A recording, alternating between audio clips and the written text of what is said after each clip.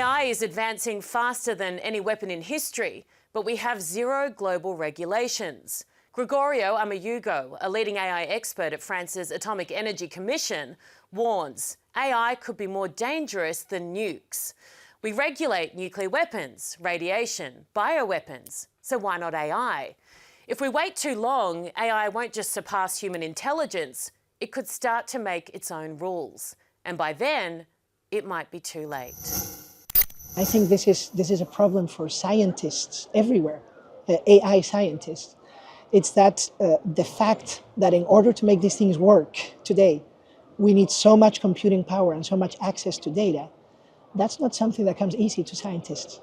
It's something that comes very easily to tech companies. It's still turbulent times for science.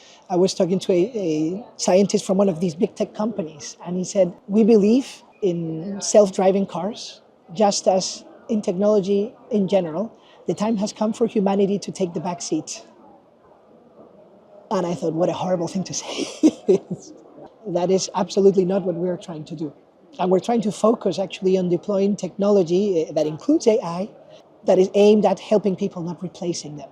And now the big hope and the big question is this going to be like ChatGPT? Once we've gathered enough data, made big enough multimodal models, we're going to have reliable multitask behavior from a robot? My personal opinion is no. So no, for me, Gen AI is still statistic, making things that sound good. Applied to robotics, as it is today, is making movements that look good relative to what you've just told them. And that's the stage we're at. No one's going to be able to gather enough data to make models that are good enough in the real world. Just use NVIDIA cards and simulate it, and you can get all the simulated data you want, and and you'll train your robots and you'll get them to a point where they are reliable enough. I would say right now, if you compare Gen AI-powered robotics to ChatGPT, we are in 2018. I had a big argument, and he said, yeah, but that's critical in a factory. It's not critical in your home if it makes a mistake. I said, really? So I said, please pass the pitcher of water, and he passes the bleach. How much tolerance for failure do you have? And so in manufacturing, you have no tolerance for failure. You have a really structured environment. So do you really need Gen AI? But it seems that everyone's trying to get their humanoid robots to work in the factory. What we're trying to do in my team is use Gen AI for the human interaction, so to try and get high-level instructions that the robot's going to execute, and then call, much in the same way you would with RAG, you call deterministic functions that are going to create trajectories, and call perception functions that are going to be more deterministic. It's autonomous, but it's safer. I know Elon Musk is going for full stack AI, and that means deploying AI at every stage, and that is much more powerful in terms of using data to scale up, but it's not safe. And I am horrified at what I'm seeing right now with the NHTS getting the self-driving, the FSD certified as level 4. That's going to happen now. And we are at some 40-something deaths and counting. Is it too late to put guardrails around it? Gosh. No, it's not too late.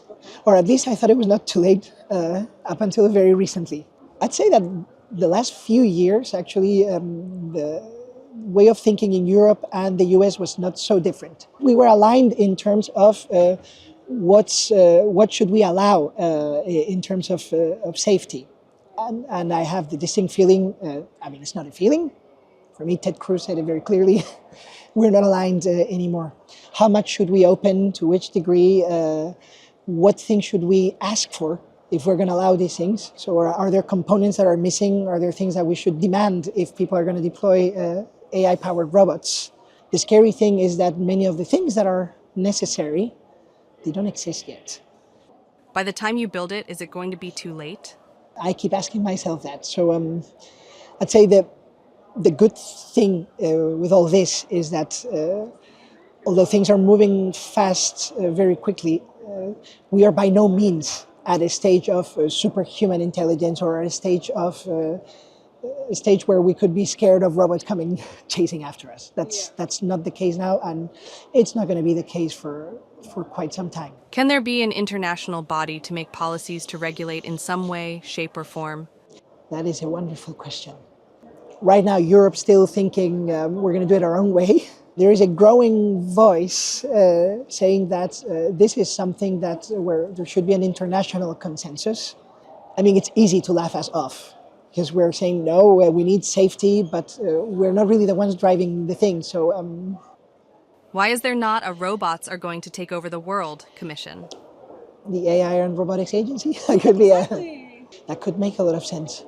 I've been working with the OECD for the past few years as an expert there, but it's not their role. So they bring together states. I think that's something that could emerge from the Global Party on AI, for example. Right. But I actually hadn't thought that such a thing was possible. So I think it should be like a nuclear energy policy. It should, but we are actually pushing for that at least at European level. Right now, this is what we're asking for, in much the same way as it happened for the aviation industry. So aircraft operate in an uncertain environment. Robots now are going to operate in uncertain environments and bring uncertainties of their own.